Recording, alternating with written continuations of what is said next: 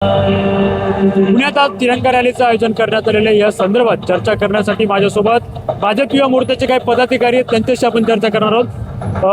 मागच्या वर्षी देखील आयोजन करण्यात आलं होतं, यावर्षी देखील करण्यात आलेलं आहे। कसं आयोजन असणार आहे?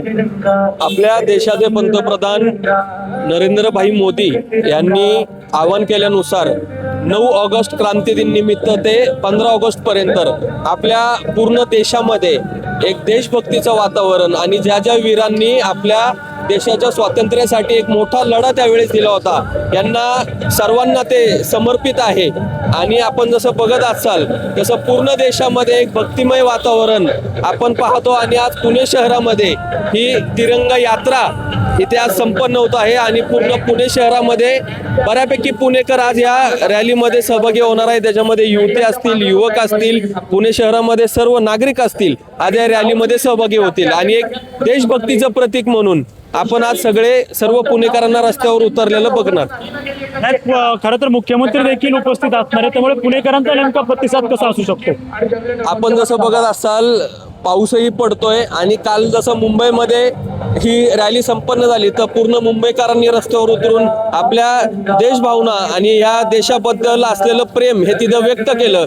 तसं आज तुम्ही बघसाल पूर्ण पुणे शहरातले युवक, युवती आणि सर्व नागरिक आपल्याला मोठ्या प्रमाणामध्ये रस्त्यावर उतरलेले दिसतील आणि या देशाबद्दल असलेलं प्रेम, या देशाबद्दल असलेलं प्रतीक आपल्याला इथं पाहायला मिळेल।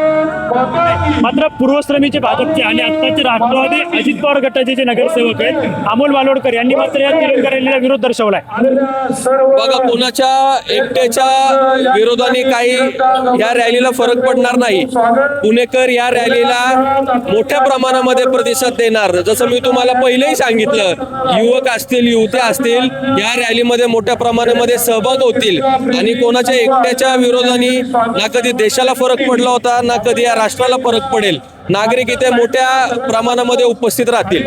अमोल वालोडकर म्हणतात की या रॅलीमुळे पुणेकरांना त्रास होणार आहे, ट्रॅफिक जाम होणार आहे, ध्वनी प्रदूषण होणार आहे, त्यामुळे भाजपने ही रॅली रस्त्यावर घेण्याऐवजी एखाद्या खुल्या मैदानात घ्यावी।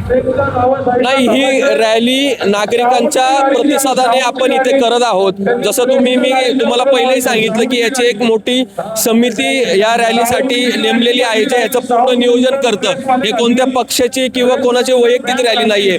आपण देशाला एक प्रतीक म्हणून, एक देशाचा स्वाभिमान म्हणून सर्व नागरिक पुणेकर आज इथे रस्त्यावर उतरतील। आणि जसं तुम्ही ट्रॅफिकचे प्रश्न म्हणला तर पुणे पोलीस मध्ये याच्यामध्ये त्यांनी व्यवस्थित सगळ्या गोष्टींचं नियोजन केलेलं आहे। जसे देवेंद्रजी येथील ती रॅली चालू होईल आणि कोणत्याही नागरिकांना, पुणेकरांना याचा त्रास होणार नाही, याची दक्षता त्या समितीने घेतलेली आहे।